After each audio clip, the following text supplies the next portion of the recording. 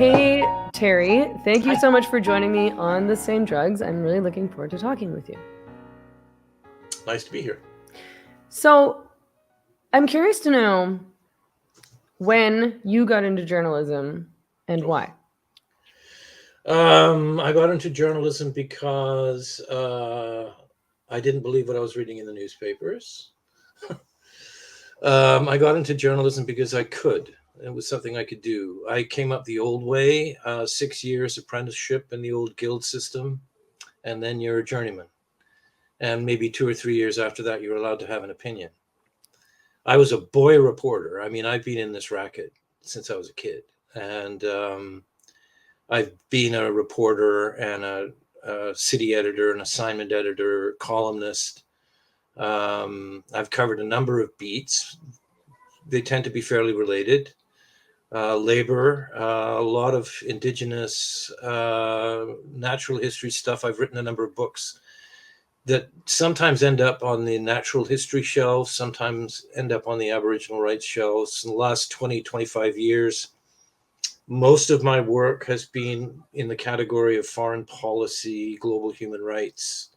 I'm a senior fellow with the Raoul Wallenberg Center of Human Rights. My last major book was about Afghanistan. So I've been in a lot of weird places with a lot of beloved comrades in Hong Kong, in Central America, in northern Syria with the resistance, the Russian Far East, places like that. And so, when you started in journalism, around what year was that? I'm going to say, well, I had my first cover story in the Georgia Strait when Nice. I was, I think, 19. Is that possible? That's, gosh, I mean, that's great for that's a 19. long time ago. That's a long time ago. Yeah. So this is a big question then, considering that context, but what's changed in journalism since you started out in Canada in particular? There's a lot less of it. That's the main thing. And it's just, it's kind of counterintuitive because there's been an explosion of digital startups and, globally in the English language, there's this galaxy of news sites, legacy news organizations with online platforms, newsrooms, sort of simulacra.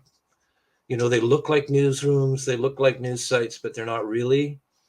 They're run out of China, they're run out of Caracas, Venezuela, they're run out of Moscow, they're run out of Tehran. And it's kind of, this is actually the difficulties I've had in the last few weeks are directly related to this strange pinball machine of journalism, where I think most people, most casual readers might not be aware what they're actually getting into and what they're reading. Right. I mean, we hear about fake news a lot. I think over the past year in particular, a lot of people have really lost faith and trust in Yeah. journalism and in the media. And I mean, anybody would know that we should be skeptical of journalism and that journalists have bias and these media institutions have biases. But I think things got particularly bad in recent years. And one of the reasons that I contacted you to talk was because you covered the essentially fake news story around the discovery of the mass graves in Canada. Right. So, a little over a year ago, in May of last year, I think, the New York Times published a headline that said, "Horrible history, mass grave of Indigenous children reported in Canada." And of course, this story created an outpouring of, I mean, anger and, I suppose sympathy in some ways, but, politicized responses, we could say, in Canada, across Canada. And it turned out not to be a real story. I wonder when you first sort of noticed, like when did you first see this story? Where did you first see this story? And how did you first sort of start to question the narrative? Okay, the story broke in the New York Times on the 28th of May. Okay. Last summer, and I was aware that it was, if I may use the vernacular, bullshit by the afternoon of that day. Okay. And I guess people who aren't familiar with my work might be, or probably should know, I've been quite closely associated with what we used to call Indian country. The right of small nations. It's actually what, people will often ask, well, how come you're so interested in the Rohingya or the Yazidis? It seems so different than what you were doing before. Actually, it's not. It's the same story, whether it's the Giksan or the Chilcotin or the Stalo, other people I've worked, First Nations I've worked with. It's basically the same story. We're losing a human language every 2 weeks. A lot of what gets dressed up in the garments of equity, diversity, and inclusion is actually very deeply embedded in a kind of a gathering sameness all over the world. Right. So that's been a concern of mine. And another concern of mine has been what people will call fake news. It's related to something that I think Jonathan Rauch does a very good job of writing about. He published a book last year called The Constitution of Knowledge. And I've been quite concerned about this for some time. I think my concern heightened about 20 years ago when I realized that all of my Afghan comrades, feminists, intellectuals, liberals, Democrats, socialists, had one understanding and one way of talking about the NATO intervention in Afghanistan, where everybody on the left, particularly in the Anglosphere, the Euro-American left, was talking about a totally different country, using completely different language. And this became exceedingly pronounced in the matter of the Syrian revolution, where the Syrian left and the Syrian Democrats and the Syrian feminists, they would look to Paris and London and, places that were the wellsprings of democracy and liberty and social democracy, and find that they had no friends at all, especially in the places where they would have expected to find some friends, which is to say on the left. Mm-hmm. I consider myself a fairly conventional left liberal kind of person.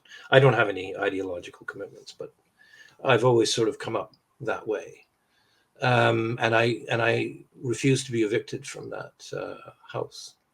That's part of the reason why I get into such trouble. What happened last year was, I thought, kind of intimately associated with this phenomenon that writers like Jeremy Stangroom and Ophelia Benson, great book, by the way, Why Truth Matters. Also, a couple of years ago, a writer for I guess she was the editor of the New York Times book review section, if I'm not mistaken. Michiko Kakutani wrote about Trumpism and explained, her basic thesis was, well, that's what you get. Where do you think Trumpism came from? It came from the social sciences and humanities departments. It came from Foucault, it came from Derrida, came from Judith Butler, came from all of these people who've been problematizing the truth. And so, when this demagogue comes along, he proves the axiom, and I've put it this way, if everybody has their own truth, or if there is no objective grounding in truth, if we're simply going to dismiss about 300 years worth of hard toil in determining how knowledge is constituted, then the version of the truth that will ultimately prevail is the one with the loudest voices, the deepest pockets, and the shiniest boots. So well done. that's been my concern. And so I happen to be familiar with what we used to call Indian country, and also with residential schools. I actually co-authored a book with the former students of one of the largest residential schools in the country a few years ago. And so I also wrote a story about 10 years ago, maybe longer, about this strange kind of satanic ritual abuse phenomenon, this myth going around. And I have to credit Jorge Barrera as well from the Aboriginal People's Television Network, who did a great job debunking all of this. This crazed, deranged, defrocked United Church priest was going around to Indigenous communities, reserved communities across the country, with little bags of bones and saying, there's this secret archipelago of mass graves at residential schools across the country, and they were all murdered and put in there. And, the Indigenous leadership is in on the conspiracy, and so is the church, and so are several prime ministers, just crazy stuff. And, it was debunked, and he was chased out of every Indian community in Canada, Indigenous community in Canada. And then, but it always kind of percolated, right? And then, pow, the New York Times story on the 27th of May last year was almost like, okay, UFOs have landed. I mean, it was like a meteor hit the earth, right? But paradoxically, it wasn't the craziest of the stories that developed through the summertime. It became a kind of a stock sentence that you would see in all of these stories by September. The graves of 1,300 Indigenous children had been discovered at residential schools across the country. Never happened. Never happened. I mean, never happened. Never happened. In the case of Kamloops, the Chief Casimir, Rose Casimir, never even claimed to have found a mass grave. The term mass grave was never used. And by the Tuesday, I guess, it was a Thursday, Friday when the story broke, I guess, something like that. By the Tuesday, she was saying, I never said mass grave. We didn't find a mass grave. What are you talking about? I think there's a lot. I haven't criticized Chief Casimir. A lot of people, I think, particularly within the Kamloops community, have been very critical of the way she described what are essentially anomalies in geophysical surveys of an old apple orchard, anomalies picked up in ground penetrating radar that subsequent reporting, site inspection reporting, have suggested are not likely to be graves at all. But what does that mean? Anomalies were picked up, and why did they think that connected to graves? Well, around the time of this crazy United Church priest, this defrocked guy, there were stories that started to come out of Kamloops about, like there's all of these stories that are all very, very similar, often involve, babies being thrown into incinerators, and there's sort of myth motifs, if you know anything about urban legends. And in Kamloops, there were stories about people being buried in an orchard and kids being woken up in the middle of the night at the residential school and made to go out and dig graves and bury children. Mm-hmm. Now, I don't know. I'm not saying I don't want to sound dismissive, because, the mortality rates at those schools was through the roof. They were terrible places. They were petri dishes for infectious diseases like tuberculosis and what have you. I'm just concentrating. In fact, the piece I wrote wasn't even about residential schools. It was about the media. Yeah. It was about journalism. And the Kamloops story, kind of, like I say, was kind of like the meteor hitting the earth, because it was almost like, oh my God, those stories are true. And I think journalism is largely responsible for this, because in the immediate aftermath, you had, for instance, Perry Bellegarde interviewed on a national television news program saying, well, and the interviewer, and he's a nice person, and I don't mean to dismiss him, he was just going on what everybody else was reporting. How many mass graves, how many thousands of children do you think might be buried in these mass graves? And Perry was kind of saying, well, we should kind of hold on a sec. We need to do some research here. But that wasn't actually the most outrageous coverage of the summer. I would invite you to imagine being Chief Joe Pierre, Acham chief up at St. Eugene's golf resort and casino. Actually, come early, come often. St. Eugene's there used to be a residential school there. Okay. Lovely old building. They kept the building, repurposed it for their resort. And the year before, when they were doing some grounds work, some human remains were disinterred or disturbed at the edge of a cemetery, a known cemetery. And so the people up there are, Tunacha people tend to be very serious about the encounter with human remains, and they're mostly Catholics up there too. And so they took it very seriously, and they got around to doing some GPR work in a cemetery that was actually a white cemetery for white people, settler cemetery. There was a residential school that was built nearby, and then there was a hospital, and they're mostly Catholics up there, Indigenous and non-Indigenous. So that was their cemetery. And imagine being Chief Joe Pierre, waking up one morning and reading in CBC, The Guardian, and Al Jazeera, and everywhere else, that he had discovered the remains of 280 children at a former residential school site. It's like, what the? Mm. And I mean, that's pretty crazy. And the first thing he said about it was, there is no residential school grave here. We didn't make any such discovery. We never said anything like it. And then Cowessess was the big one, 751 graves found at a residential school. And this is the thing. When you had Justin Trudeau, the prime minister, taking a knee, as he likes to take a knee. And he took a knee with a teddy bear, holding a teddy bear, at the Marieval Residential School at Cowessess, where the chief, Cadmus Delorme, great guy, had said, this is not an Indian residential school graveyard. This is a Catholic cemetery. And we don't know if anybody from the residential school is buried there. The National Center for Truth and Reconciliation counts only 9 students of the Marieval Residential School over its 90-year history that are known to have died after being enrolled at the school. So whether they're actually there, buried in that cemetery, nobody knows. Mm-hmm.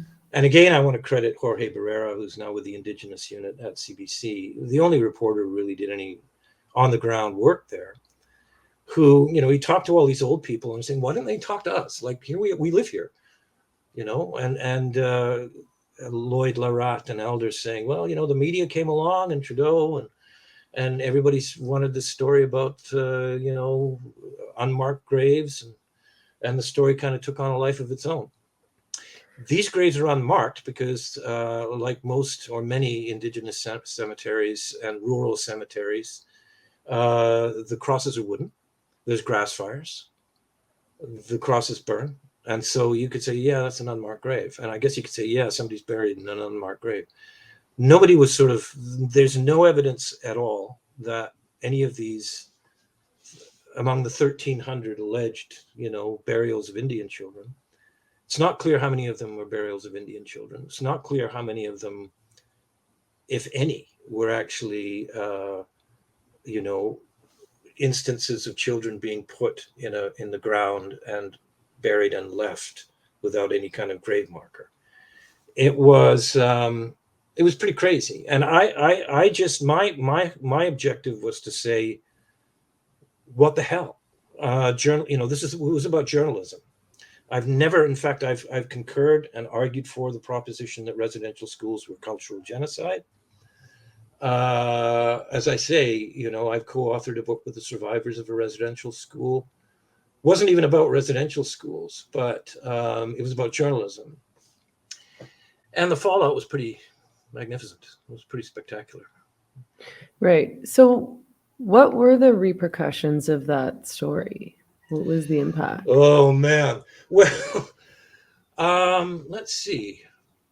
I had the Canadian Archaeological Association and the Society for American Archaeology and the Canadian Association for Biological Anthropology and the Canadian Permafrost Association. Go figure.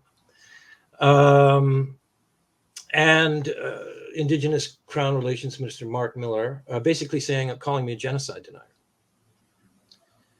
That was cool. That was interesting. I'll never write. I mean, I'm not alone in this. Maclean's magazine, which is kind of like the Canadian version of Time magazine. I'll never write for them. I was a contributing editor. Okay. But I'm not alone in that. They basically jettisoned a lot of their staff. And what else? Oh yeah, the chairman of the board of the Canada Council for the Arts, which is the primary arts granting agency in Canada, it publicly intervened in an attempt to have me so that I would not be interviewed. You shouldn't be talking to this Terry Glavin guy. Well, I guess I'll never get a Canada Council grant to write a book again or sit on another Canada Council jury. I've been shortlisted for Governor General's medals. I've been, most of the publishers that I've written books for, rely on the Canada Council. Right. So yeah, I mean, but the interesting thing too is that, I mean, there isn't a major news organization in this country that doesn't have senior journalists who've reached out to me and said, hang in there. And senior Indigenous academics and intellectuals in this country reaching out to me and saying, you hang in there. So it's been very strange.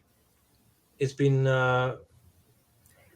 pretty exciting and bruising. And one doesn't like to become sort of part of the story, right? Right.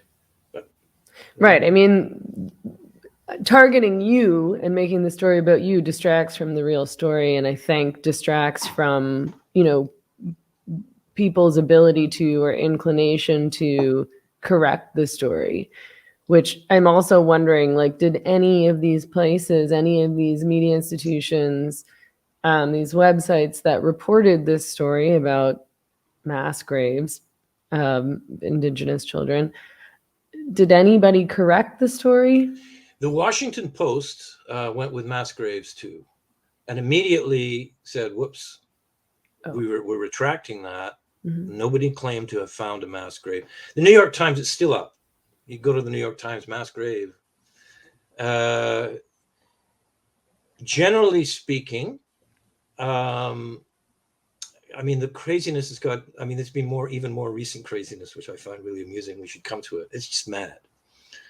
I have to say, the Globe and Mail, the deputy editor of the Globe and Mail, issued a directive about 3 weeks ago, saying, okay, this is how we're going to report the story about these graves. No mass graves, thank you very much. And, kind of a 2 or 3 paragraph example of the kind of language that the Globe and Mail is now required to use when we're talking about this stuff. But no, I mean, I think we what we need, curiously, Canada has kind of a long overdue reckoning about residential schools every 5 years or so. It's like, and then we forget. This one was different. This time was different. We saw something like 50 churches being vandalized or burned to the ground across the country. Yeah. It was led by the Prime Minister. And what were the churches? Were they Catholic churches? Were they Indigenous Almost churches? all Catholic churches. Yeah. Okay. Many of them were on Indigenous, on Indian reserves, and beloved of the Indigenous people there. Their own ancestors had built those churches. I think I kind of took it like a punch to the gut. I got to confess to you. There's a little Filipino church in East Vancouver, working class Catholics, little shrine church that was vandalized by a couple of white ladies. And at this point I thought, you know what? These are my people now. You put a rock through a mosque window, and I'm a Muslim now, okay? You vandalize a synagogue, I'm a Jew. I was raised Irish Catholic. I have my own deep criticisms of the institution of the church and my own deep objections to this particular pope, whatever. But when I see little churches from Squilax and Gitwangach and Lower Similkameen, those beautiful little Indian churches being burned to the ground, this is huge. This is huge. This does not happen in a liberal democracy. This may happen in the Hazara districts of Afghanistan, where the Deobandist Muslims among the Taliban will torch little Shia mosques. No, it's not going to happen in this country without me noticing it, I'm afraid. It was a big deal. And I think there's a couple of reasons why it was a big deal. And I think they're of particular interest to you in the work that you've done. The proximate cause, in my view, well, that weekend, the New York Times headline, everybody going around, going crazy, mass graves, protests across the country, flags lowered on government buildings, and stayed lowered on Parliament Hill and all federal buildings for months and months and months. Before Chief Casimir had an opportunity to say, excuse me, there's no mass grave here. Didn't matter. The proximate cause was that this was the anniversary of the George Floyd event in the United States. All the riots and the National Guard being called out in 32 different states. And the Crown Indigenous Relations Minister, Carolyn Bennett, said, after the report in the New York Times, this is our George Floyd moment. Because everyone's talking about George Floyd because it's the anniversary and stuff. Oh, we got to do this. Oh, boy. And the flags came down. And what I found was curious was that what the national Indigenous leaders were trying to say in those first 2 or 3 days and getting shouted down was that, well, the Truth and Reconciliation Commission report came out 6 years ago. And there's 4 specific recommendations in the Truth and Reconciliation calls to action that deal with residential school graves and children that may be missing from the archival record, at the very least, kids who went to the schools and never came home. The Trudeau government has had 6 years to do something about this. And they've spent a total of about $7 million, and they just spent it last year. So basically, what the hell has the federal government been doing on this file? And of course, Trudeau, who's a friend of the Indigenous people and people of color and, groovy men, it basically has for his mode of government, if you can imagine a kind of a social media or a Twitter feed in charge of a G7 country, basically. Very, a woke Twitter feed, a social media strategy in charge of a G7 country. Immediately, turned this into, this shock, horror, ghoulish story about the church. We'll blame the church. And it's everybody that came along before me, because Canada was a racist colonial settler state place until I came along. I'm an ally. I'm one of the nice ones. Yeah, he's fixing it. Yeah, and so then the taking the knee and the teddy bear, and so nobody was paying attention to the fact that the government itself was totally asleep at the switch on this particular file and had not done anything on the issue of very real, kind of abandoned or ignored, forgotten about graves around residential schools. And instead, we had a George Floyd moment. And he was the cool guy. And but that's how he rolls. Yeah. So that's, I think, I'm kind of putting that spin on the story, maybe. I don't know. That's how I see it.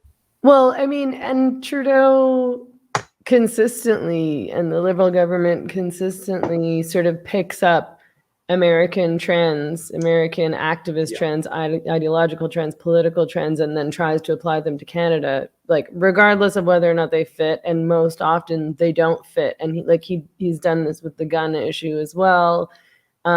He's obviously Roe done it with versus the Wade. race issue. Yeah, the abortion issue.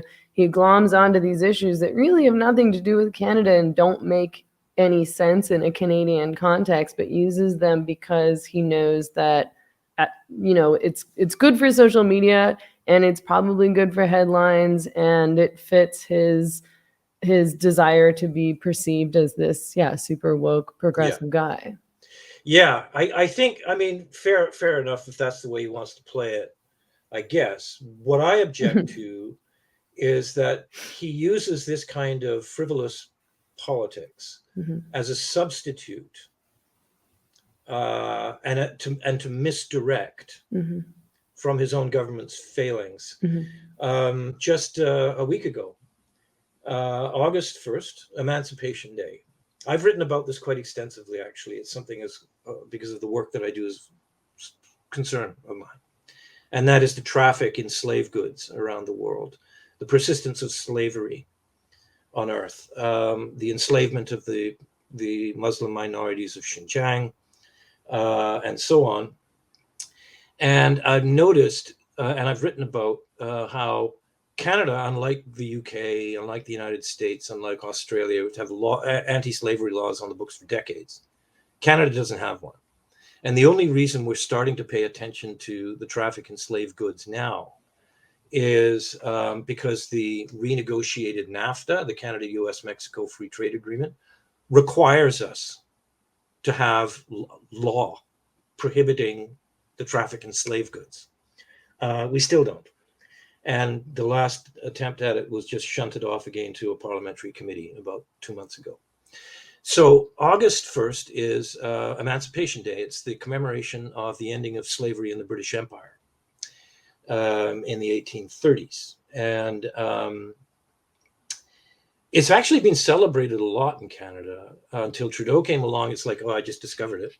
Where I live in British Columbia, back in the colonial period in the 1850s, Emancipation Day was a civic holiday. In fact, the governor was what he would today be known as a black man. Back then, he was called an octoroon. His wife was an Irish Cree, flourishing sort of multicultural, multi-ethnic society that he oversaw. And they celebrated the emancipation of slaves throughout the British Empire every year. Trudeau turned it into, and you can go on the government website. What is Emancipation Day? What's it all about? What are we recognizing it for? And it's about the persistence of systemic anti-Black racism in Canada and the legacy of slavery. Well, actually, Canada was formulated in 1867, and decades before, the colonies of Upper Canada had abolished slavery, and 1830 something, slavery was eliminated in the British Empire, and it's a very, very real issue today that the federal government isn't doing anything about. So rather than have anybody talk about actually existing slavery today, he'll be a white ally, and he'll be talking about anti-Black racism and stuff like that. Yeah. It's the way he rolls. Yeah. So, I mean, what was the impact of this story and of Trudeau's response on Indigenous communities? Well, I guess I should say, it's quite possible that some good kind of came of it, you could say.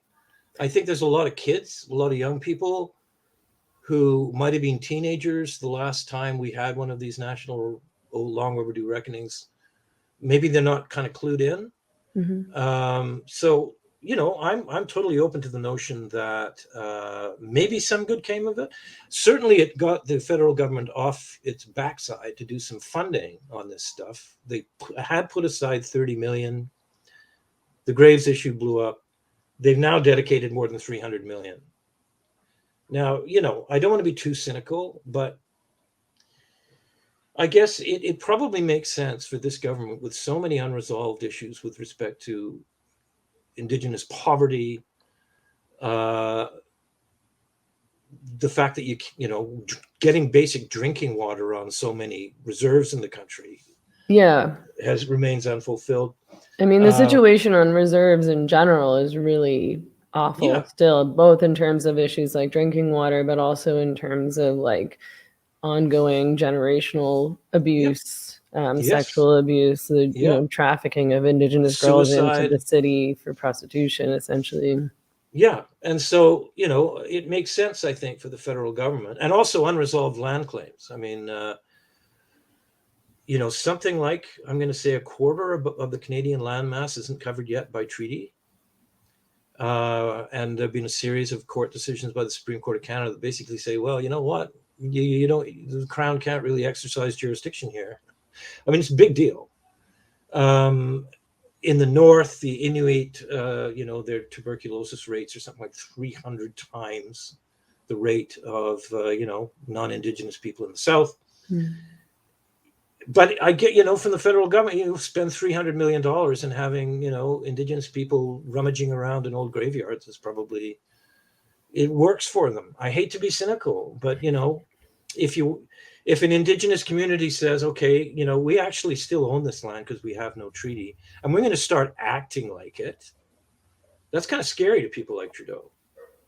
But if they say, well, we want a wellness center because we're wounded and we need somebody to stroke our backs, hey, he's there. Right. So, I mean, as I say, maybe I'm being too cynical, but all I'm asking really is that we not tell lies. I don't think that's too much to ask.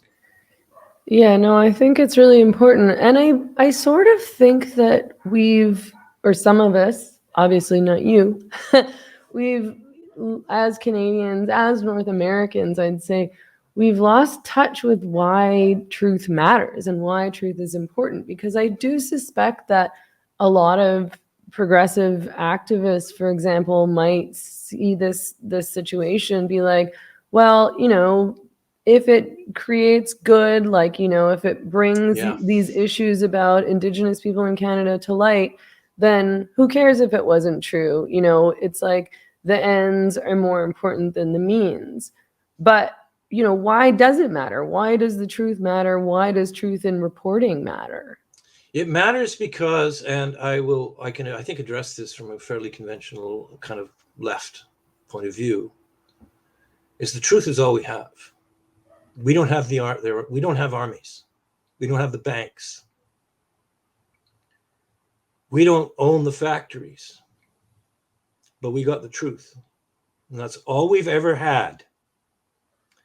And I think, if we lose sight of that, we're in trouble. And I think, look around you, we're in trouble. That's I think really to my mind, that's the source of the incapacity of the liberal left to confront Trumpism. I mean, the guy became the president of the United States, for goodness sake. And if you problematize the truth to the extent that it has been, and this is what happens. Mm-hmm. So it matters. And it also matters because the production of knowledge ends. It comes to an end. And what we end up with is sort of, if we're lucky, at best, kind of warring camps. But it matters because it's certainly, if people, I think Jonathan Rauch makes a very good kind of analogy. He says, people want to believe that Elvis is still alive. That's all right. Fair play. But when you get it into, when that kind of stuff comes into public policy, it matters. Because, like, where do you send Elvis's social security check? What's the address? Like, what do we do? And I think a lot of people, I haven't been involved at all in the sort of culture war, trans rights stuff. But I see, I may be wrong, but what I see in it is the same thing that people like Ophelia Benson and particularly other feminists I really respect have seen in it, in the matter of epistemology. is if you substitute belief for knowledge, no good can come of this. So if somebody says, "Well, I believe I'm a guy," or if some guy says, I believe I'm a woman," I don't want to, fine, fair play, lad. I mean, pardon me. We'll get along. In fact, I have trans people in my circle, and everything's fine. You're polite, and you try to you try not to forget, and you try to refer to in the third person the fella as a she or whatever. That's great. It's fine. But when you start forcing women to take men on their shinty or hurling or rugby teams, or when you're forced to take them into women's shelters, I think this is sort of a public policy issue that we need to rethink. Mm-hmm. I think at its heart, it is that same kind of epistemic issue that has I think, enfeebled the news media. Conflation of knowledge and belief, and has produced such distrust for journalism among perfectly reasonable people. Right. And I mean, and in terms of the trans issue, it also comes down to, because that issue of using correct pronouns has been, that's been adopted as policy by the media, and that impacts obviously news stories, and then it in turn impacts data, because we end up having stories about women committing violence against women, or women raping children, or women being convicted on child pornography charges, and they're in fact not women, which in turn impacts things like funding for efforts to combat violence against women, or funding for shelters that support women escaping I mean, it impacts all sorts of things, but there are concrete issues, and then there's the issue of the truth, and why the truth matters, and why it's important to be able to speak the truth, including, for example, for like women or girls who are in a change room and are like, "There's a man with a penis in here," and then being told, "No, that's a woman, don't be disrespectful." It's like, it's crazy making. Yeah, it is. And it's I mean, I think so, it's kind of obviously crazy making. But this kind of epistemic relativism, it's sometimes been called, I think really has really serious implications. It's where liberal democracy dies, I think. Because liberal democracy is founded on the contention of ideas, and the mediation of forces that require things like the rules of evidence, like fact checking, like robust peer review, falsification, verification. And if you throw all of that stuff out the window, it's actually, a lot of people have talked about, I mean, I hate the term woke in the same way I hate the term political correctness. But what else I don't know what else to just. I know, I'm sick of the term too, but I use it because I don't know how to describe what's happening. And it's a lot shorter and more succinct than the frivolous preoccupations of the bourgeoisie, because basically that's what we're dealing with here. Has curiously absolutely no genuine connection to the historic mission of the left and the legacy of the left, but it's kind of adopted that language, and people say, well, that's the left. Well, I can say, okay, sure it is, as long as we put left in quotation marks. But this is, I think, it is a very major concern of mine. You can see it happening with the decline of democracy around the world. We've been on the ropes now for, I think, 18 years in a row. The retreat of democracy, the withering of democracy, the decline of the rise of the police state bloc at the United Nations, the absolute collapse of liberal democratic movements and states in Central Asia and the Middle East. And it happens. This is the way it happens when knowledge is replaced with belief and what you are required to believe, and you submit to that. I mean, I'm not saying this is the direction Canada's headed, but what usually happens is the next thing you know, there's a knock on the door in the middle of the night. It's not good. Mm-hmm. And as I said earlier, the truth is really all we've got. And so we struggle through. I think we muddle through. I really don't know. I mean, I don't propose that I have any kind of solution to this except to try to tell the truth. I don't know what else to do. I don't either. I mean, I was going to ask you finally, how do we fix journalism in Canada? Yeah. Well, a lot of people just say, defund the CBC. That would be a good start. Curiously, I've always been like double their funding. That's been my line. But can we have some proper journalism, please? I'm that so would be nice. disappointed and frustrated with the CBC that I'd be inclined to defund them too. But it's Yeah, sad. I mean, I was raised on the CBC, Yeah, right? me Like the too. soundtrack to my childhood is the CBC radio. But Yeah, I and can't stand it. I really don't know what to say. I think I've been reading a little bit of Antonio Gramsci again. I don't know if you know this guy. A little bit, yeah. He's an Italian Marxist, yeah. And I think he's been misread deliberately, and he sort of, identified certain pathologies on the left in his time, in his prison writings, and the people who understand themselves as the left, instead of understanding this as a corrective, they'll say, "Oh, let's do that." But the idea of hegemony, you've got a prime minister, you've got an entire state apparatus, you've got the CBC, and even the National Post that I work for. Everybody is sort of funded in one way or another by the state. And I don't even know where I stand on that, quite frankly, anymore. I mean, I understand, heck, if the CBC is going to get all that money, maybe private newspapers should get some money too. I don't know. But this kind of system lends itself to is a kind of a hegemonic worldview. Mm-hmm. And this government particularly is insistent upon imposing a new belief system.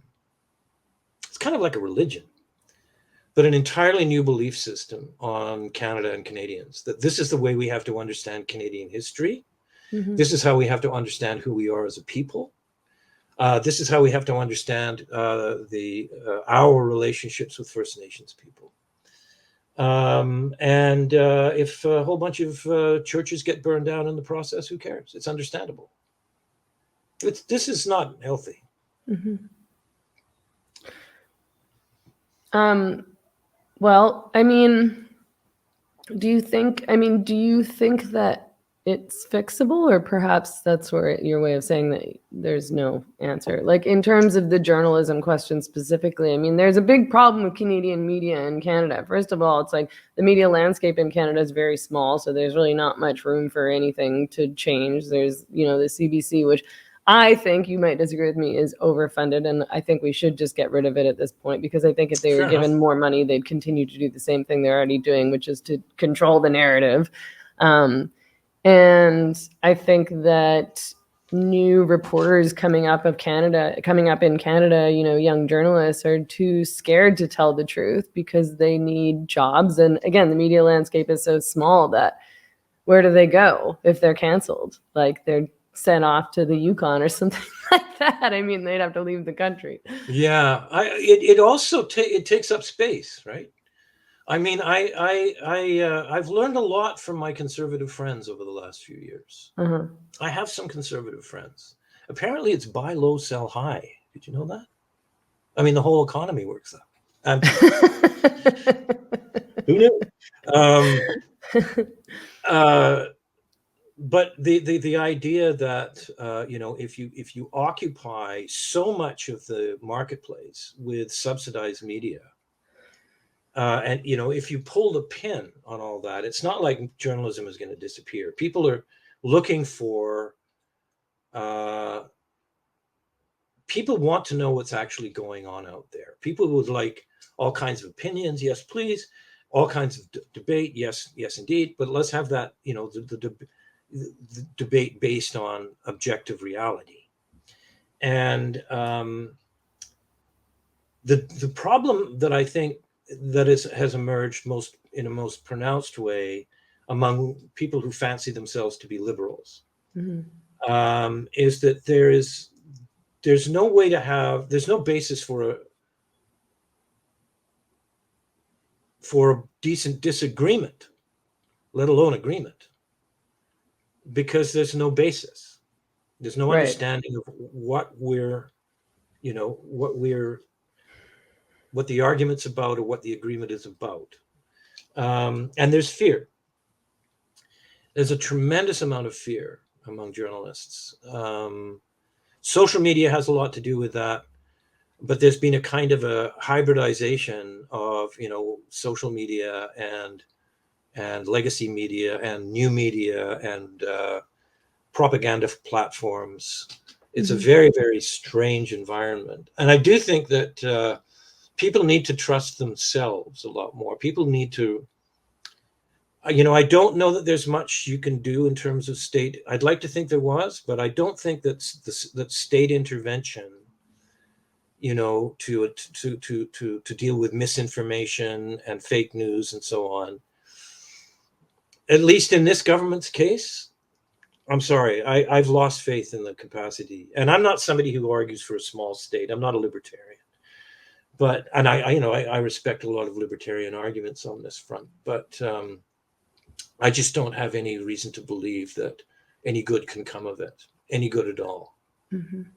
And so if you pull the pin and you make a lot of room, I don't know. Will we all turn into, you all get into trucks and head to Ottawa, or will we just try to take care of each other and be a little bit kinder and gentler to our neighbors and worry more about, food security and national security and take better control of immigration and refugees? I know. Why don't we have 500,000 refugees instead of just throwing it open to 500,000 rich people?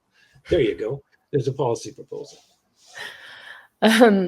Well, I mean, I don't know that I have a solution. I've definitely been asking around as much as possible. I do. I think that it's good that a lot of good journalists have been leaving legacy media and going independent. I think that a lot of these types have been able to do good journalism in that way, better journalism perhaps even than they were able to do from within these institutions. We can't do everything that way because we need more funding for investigative funding or investigative reporting. I'm sorry.